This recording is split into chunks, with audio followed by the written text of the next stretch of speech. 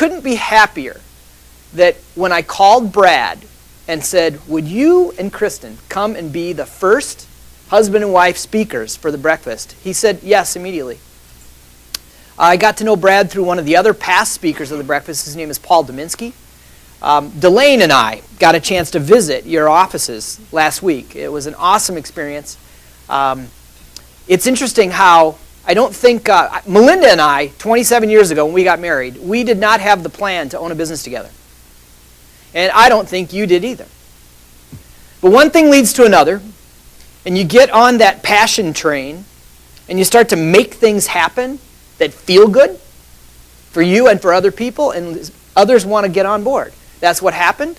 Brad wanted to get on board what was going on. Kristin started a consulting firm based on her experiences in corporate America.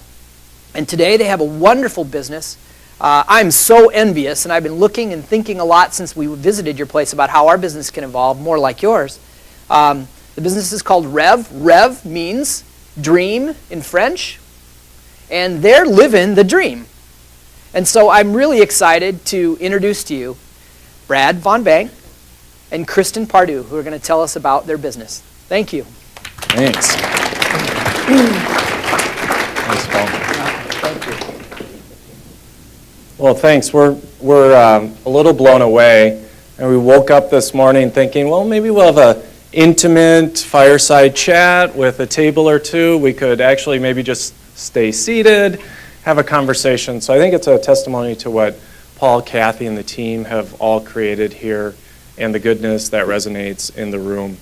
So I'll sample a line from the pamphlet when I was calling home last night, asking my mom, why on earth did our people, our relatives actually immigrate to this? Why on earth would they ever do that? And that was very much what the lead-in today is. Why on earth would we become a husband and wife team? And actually, as we get to know people and we share that, they say that to us a lot. You know, I could never, ever work with my spouse.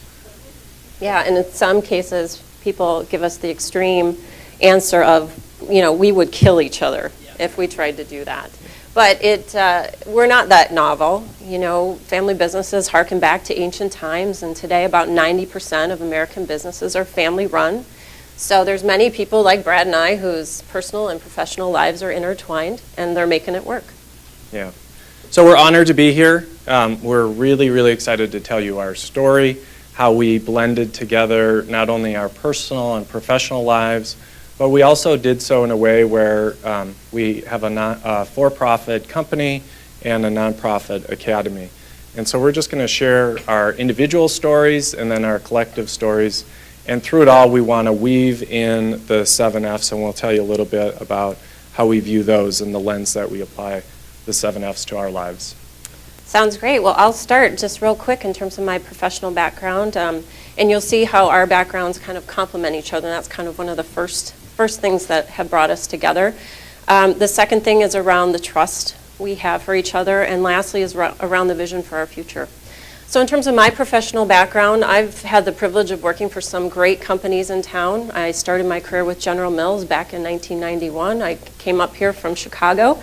And the first year I was here, we had the Halloween snowstorm. So I asked myself, where have I moved to? But it's been wonderful. So I feel like this is my home now. And my role at General Mills was in finance. It was a great opportunity to move all across the company. So I had sales experience, IT experience, and then wound up working with a lot of the product groups. And that is where I found I love to be. I love to fix things, I love to build things, and I love to work with teams. And to do that, what I found out is I wasn't fabulous at finance, although I had great reviews, but I wasn't passionate about finance. It didn't keep me up at night. And subsequently, I actually was reorged out of the company after 8 years, and it was heartbreaking for me. So type A, what did I do? Beating myself up. But looking back, that was really part of God's plan for my life, to move me out of General Mills into a new space. And actually, I was hired by General Electric in town, so you might have driven by them, the fleet leasing business here in town, so part of the Capital Group. And I found my people. I actually took a job in an area that I had no idea what it was. Had this funny name called Six Sigma, and they told me I was going to be a black belt. I was like, what am I walking into? But it was, it fit me, and the leadership style fit me, and I loved my experience there. So I had 2 years where I got to work on strategic initiatives for the organization. I spent a summer overseas working with some colleagues trying to bring a center of excellence together, and lastly I was promoted and had the privilege of leading a 65-person operations team, and we worked to really improve our customers' experience. So fantastic. Had Connor, our almost 13-year-old son, and really did some introspection. You know, with GE, big company, global company, there's pluses and minuses. If you want to move up, you've got to move physically a lot of the time. And so just happened, a friend called and said, hey, Kristin, Carlson Company is doing some great stuff. Marilyn Carlson Nelson's kicking off this initiative called Great Work. It's around working smarter, not harder, and she's building a team of people like you to help figure out how to grow the top line and take cost out at the same time. So come on over, check it out. And I was hesitant. I had met Brad while I was at GE, and we were talking, and in terms of what was happening, and I said, okay, I'm going to leave. And again, a great move. Really built my emotional intelligence in terms of working in a very entrepreneurial environment, and had the opportunity over the 8 years I was there to build an internal practice that built out the strategy, improvement, and innovation functions. And about 2 years before I left Carlson, I got this urge, this entrepreneurial urge to go out, take my skills out to the marketplace, and really help organizations. As Brad said, our mission is to dream with direction. So I wanted to help companies make strategic choices and actually implement them. So that was really my mission. And in the process, Brad joined me, and he brings a holistic, makes our skill set more holistic. But really, we are today an integrated strategy and service design firm, co-creating growth solutions and making them a reality. And with Brad's advent into the company, he also pushed us to think bigger about our mission in terms of kind of the social arm, which has now become Rev Academy. Great, thanks. So I started my career for the most part with GE as well, and I like to say that I had the opportunity to ride the wave of Jack Welch's e-commerce epiphany. So about 2 months after I joined GE, Jack, who had many people saying, hey, this e-commerce thing is for real, and Jack would say, well, that's for the companies out on the West Coast. It's not for big conglomerates. And then one day, he actually said, no, this is actually for us. We can create better experiences. We can become more efficient. And so 2 months in, I was pulled onto a team, and I traveled around North America. And it was really basically a consulting role where I'd work with clients and I'd understand their needs and how to digitize those. So over the course of 7 years, I had 7 different roles. I was in product management, marketing. I started a sales team. And so it was a great thing. I launched new products, eco-imagination products, technology products, and that was a lot of fun. And along the way, as Paul referenced, I met Paul Dominski. And Paul, Target's a great company. You should really consider coming to work for Target. And as Kristin mentioned, in GE, if you're not willing to travel around, then at some point you start to stall a little bit. And I started talking to Paul more specifically, and finally there was an opportunity that seemed to fit for both of us. And that was after about 3 years of conversation with Paul. So I often will say, well, I was so easy to recruit Paul because I grew up loving Target. The social mission was really, really important to me. And then he would respond, well, it never took me 3 years to recruit anyone else, so I'm not sure it was so easy. But he was very, very persistent, and he's a great leader, and we're really honored to follow him in this series. So I went to Target, and I led a technology team. It was the first time I had ever led a technology team, and the responsibilities were all of marketing technology. There was also all the customer-facing technology, so mobile, e-commerce, social media. So all of the things that the guest would interact with was something that my team had responsibility for. And that was a great leadership challenge to lead outside of your domain of expertise. And so it teaches you a lot of things about how you empower your teams, how you support them. And that was a great experience. Then the board of directors approved a large investment to move away from Amazon. Target had a decade-long relationship with Amazon where they provided call centers, fulfillment, all the technology platform. And so I moved back into the business to lead that and led the strategy, the design, all of the capabilities, bringing that back to Target. And as we were finishing up, there was still about 18 months worth of build, the really hard part, the actual build of it, the technology.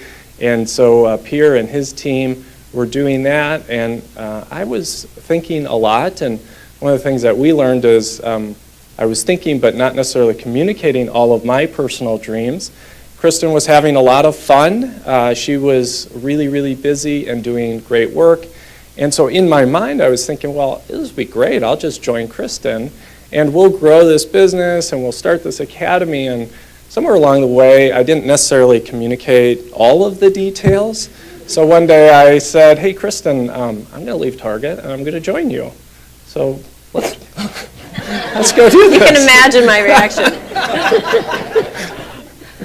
So I did, and we've worked through that. For any people in the audience who do work with a spouse or someone close, you know that there are really, really great things about it, and there are also challenges, and we'll talk a little bit more about that. Yeah. Well, fundamental to us being here today is being husband and wife creates a foundation of trust, and that's where we work from, and we feel really privileged to be able to have that foundation. And honestly, without that, it would have been really difficult to be here today. We're pretty open about the challenges in our journey of working together and finding a mutually beneficial way to do that. But we're so thankful for the foundation of trust that we have. So there's some joys of working together, and there's some challenges that we want to share with you. So some of the joys is, we really are living what we feel our purpose on this earth is, and we're building something that we feel is impactful, both to our clients, their clients, our team members, and our kids especially. Some of the other joys are that we get to be each other's cheerleader and coach. We didn't see, you see a snippet of your spouse, right, in the morning and in the evenings, but you don't necessarily get to see them in action. I got to see Brad in action at GE, so I had a little bit of insight into his good skill, but seeing him every day in action is a joy, and we also challenge each other to get better too, so there's things we say, hey, you need to work on. Some of the other things we love is we get to build our team together, so we get to pick talent together, we get to grow our team together. And lastly, honestly, it's been terrific to work through some of our bad habits. Some of the things we were just getting away with, we've had to deal with as business partners, especially around the communication front.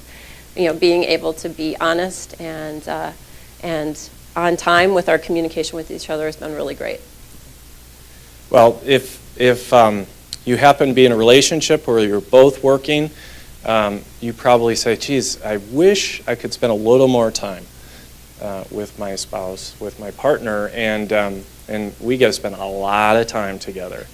And so that's the challenge, by the way. There's certainly joy. It seemed like a good transition. There's joy in that because we love each other, we trust each other, we're each other's best friends. And so we absolutely adore each other and spending time with one another. But at some point, you need a little space, and so that certainly is a challenge. I think balance is kind of the obvious one. In some ways, we're fortunate that we've always tried to balance things. We've traveled, we've worked, we've had our kids, and so that's been a continual balance. I think it gets a little tougher when you're small business owners as well, so where do you draw those lines? And so many of you in the room are probably small business owners, and you deal with that every day. You know exactly what we're talking about. But I think the one that maybe was most dominant in terms of the challenge, and we had a lot of advice. People told us, you have to sit down, you have to carve out roles and responsibilities. They need to be very clearly defined. And so we did that. We sat around our the glorious days of small business where you're sitting around your office, which is the kitchen table. And we literally said, okay, I'll be the CMO, you'll be the CFO, and these will be the responsibilities and how we share them. And so we felt like we did a really good job of carving out what those boundaries were, the responsibilities, and that we agreed upon them.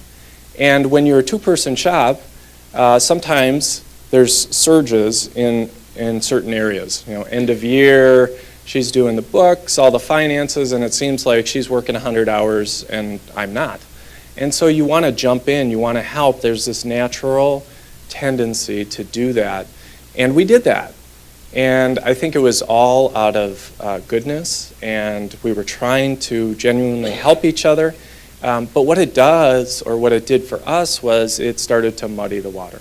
And we really, I think, lost some of that, so we had to retrench.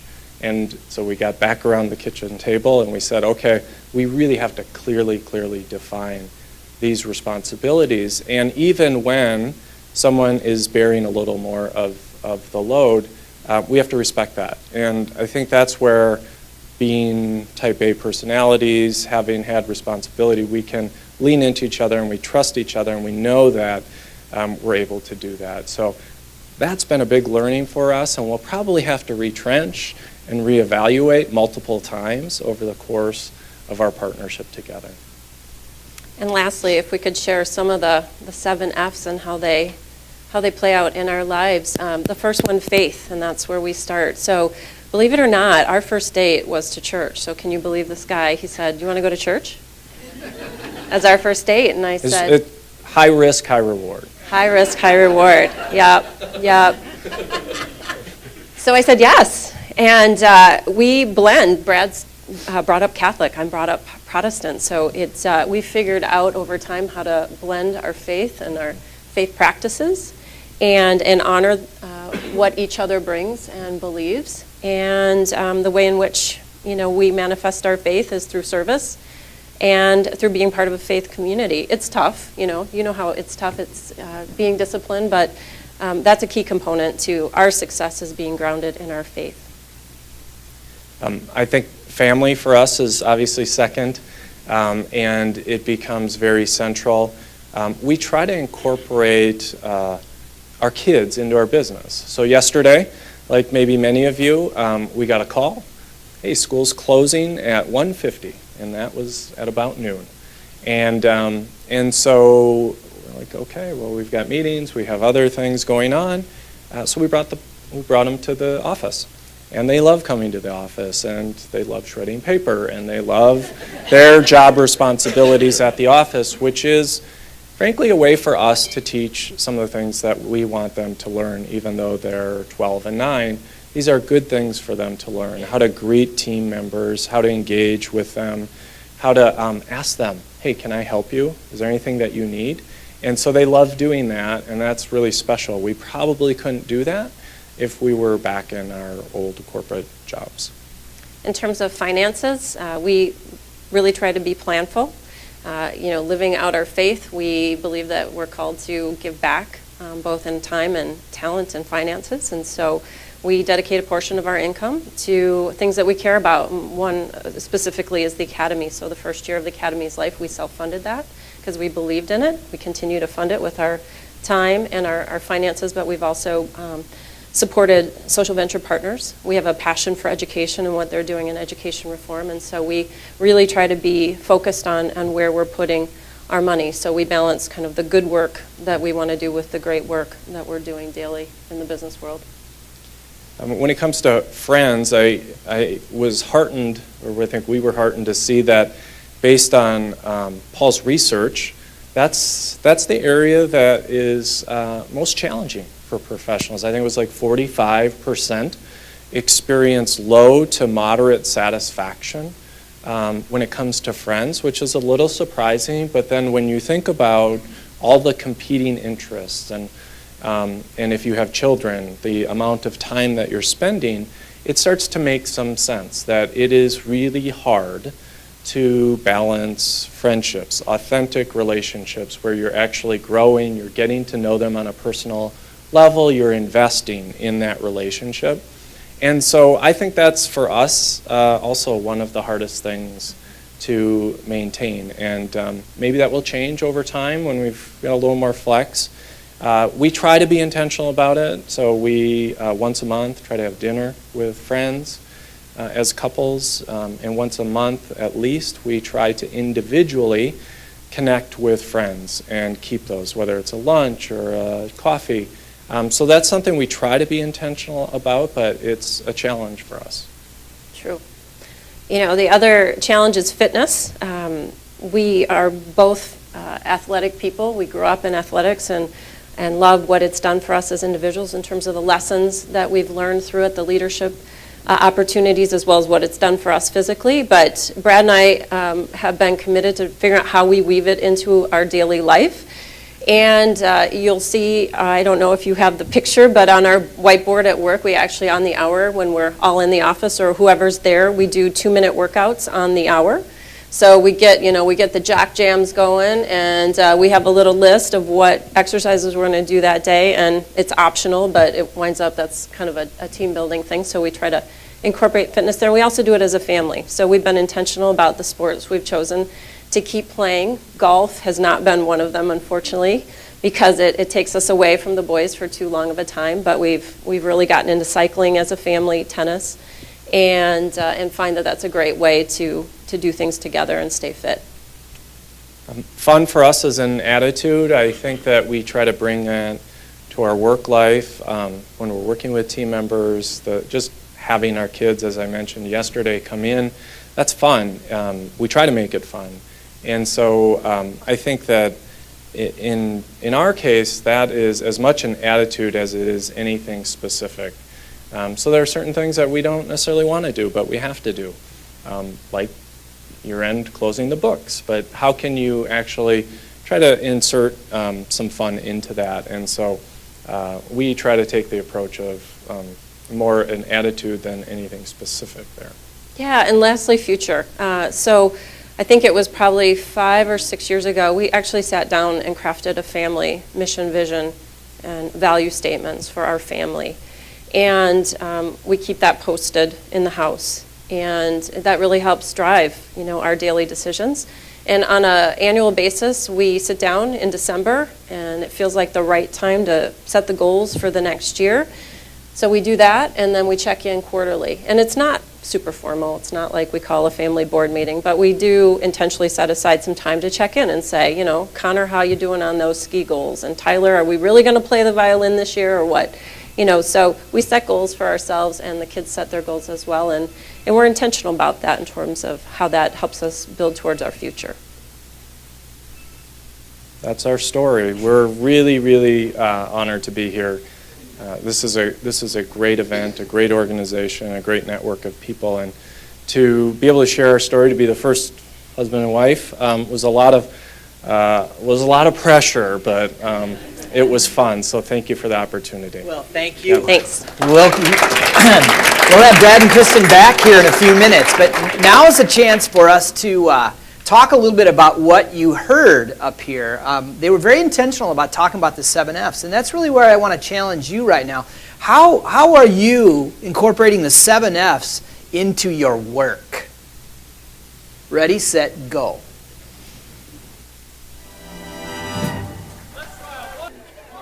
We had a fascinating conversation at our table because we obviously share the husband and wife team thing. And I just want to basically pick up where we left off. Would you explain to us, please, the Rev Academy, how you thought about it, and where the joy is in that for you right now? Okay.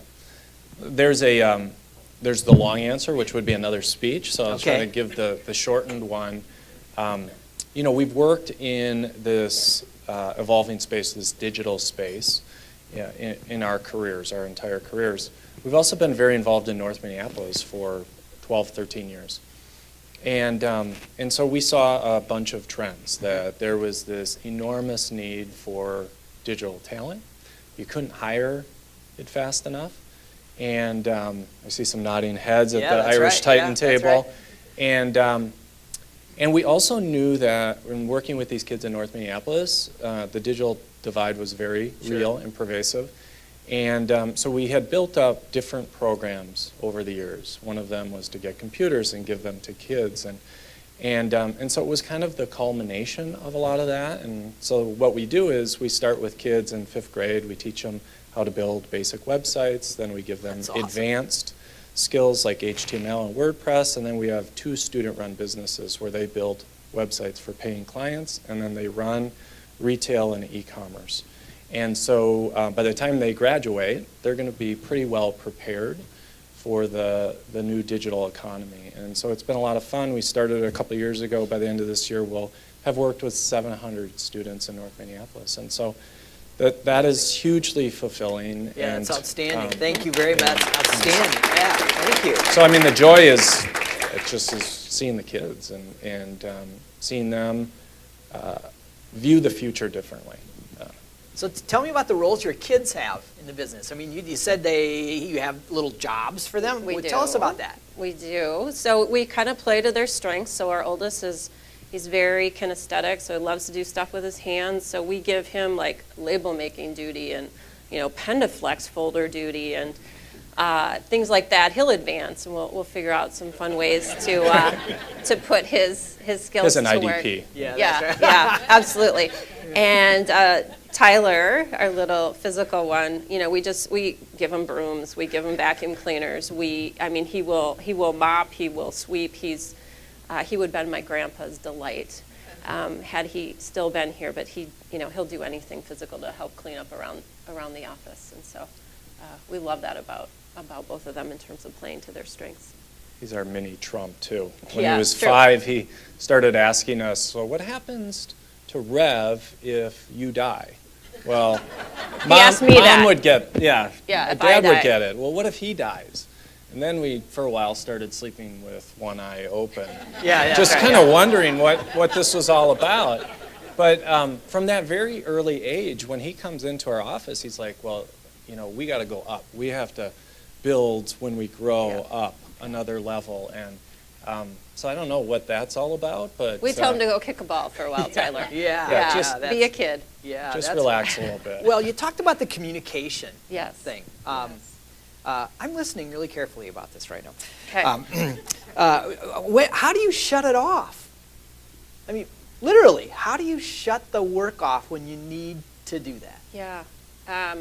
We didn't do it well in the beginning, probably for the first couple years. And I think there was just I had a lot of fear in terms of, having all of our eggs in one basket and what that meant and the transition. And so I think I expressed some of that through constant, like, what about?